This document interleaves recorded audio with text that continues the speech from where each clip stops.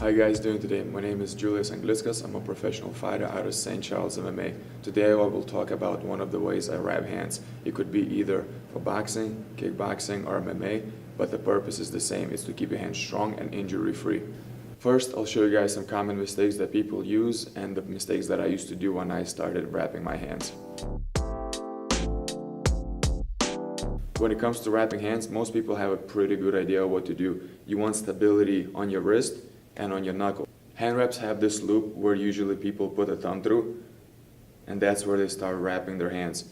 They go around the wrist 3, 4, 5 times till they feel comfortable, and then they start going around the palm.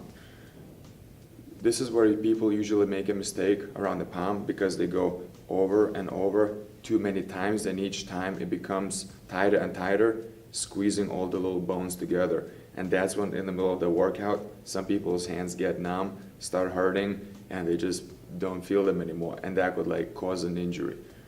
So this is how it usually looks like for the beginners when they finish wrapping their hands. This is actually how it also used to look for me too. The problem with this is there's too many circles around the palm, and it's just so tight right here. By the end of the workout, your hand will go numb and you're just not gonna feel it. It's gonna be too squeezed up and it will cut blood circulation. Okay, now I will show you guys the way I wrap my hands for the past 5 years. It's not the only way to wrap hands, there's plenty other ways. This is just how I do it and how I prefer it. So for the way I wrap my hands, I do not even use a little loop for your thumb. All I do, I create a pad to protect my knuckle first. The way I do it, I take it and I flip it, and I just keep flipping about 7 or 8 times, depending how much padding you need for your knuckle. Once you have finished padding for your knuckles, you just place it right on top with the extra of the wrap facing away from you. You can hold it with your thumb, make one nice circle to hold it in place, and now it's not gonna go anywhere. From here, you can start wrapping your wrist and in between the fingers. You go right in between the thumb and your index finger, and from here, you make one full circle all the way around. Once you have done that, now you're gonna go in between the last 2 fingers that are facing away from you.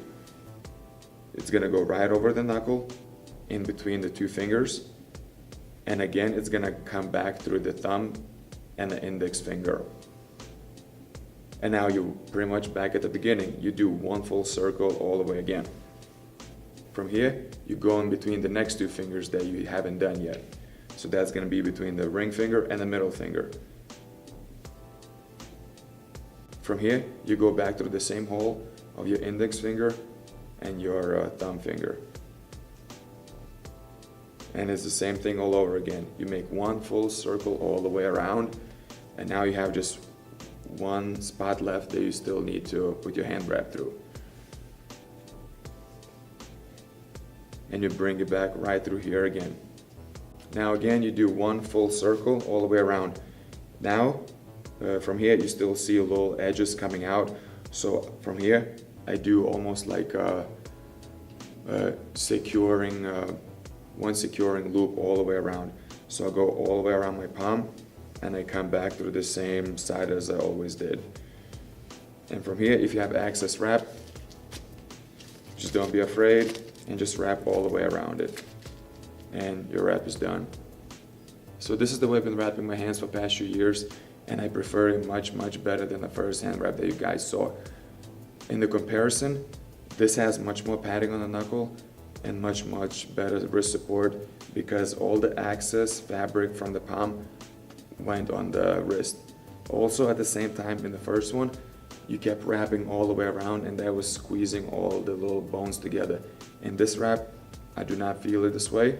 I barely feel any fabric right here. I feel like I can make a solid fist, and I almost feel like I'm not holding anything at all because it's empty right here. It looks like there's something, but there's only a few layers of the fabric, and that's it. A few tips for the hurt hands. Some people have hurt knuckles or hurt wrists.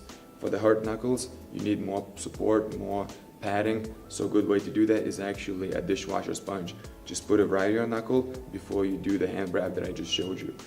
In other situations, some people have hurt wrists and they're not strong, So after you've done your hand wrapping, you can use duct tape. It's cheap, it's reliable.